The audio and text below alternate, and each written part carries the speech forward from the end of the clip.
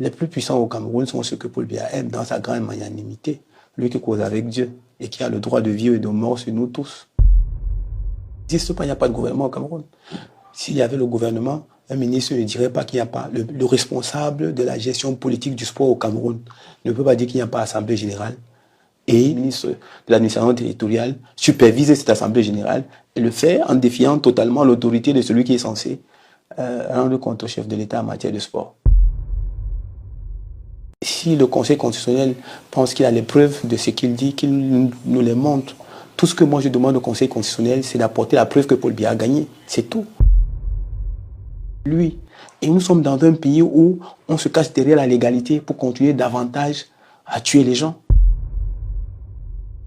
Mais quand moi je dis que Issa Chiroma Bakary a gagné, on me demande d'apporter les preuves. Mais vous, quand vous dites que Paul Biya a gagné, on ne demande à personne d'apporter les preuves. Vous avez le droit de dire que Paul Biya a gagné et de ne donner aucune preuve à personne. Moi, je n'ai pas le droit de dire que Issa Chiroma Bakary a gagné parce que je dois apporter les preuves.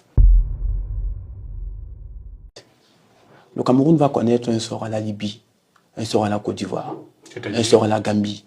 Ça veut dire ce que ça veut dire. Au moment où on interpelle Anissé Ikane, qu'on le déporte de Douala pour Yaoundé, quelle est la procédure judiciaire qui a été respectée?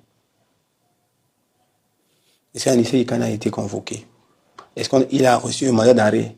Est-ce qu'il a été interpellé sur la base d'un mandat d'arrêt? Voilà, c'est tout.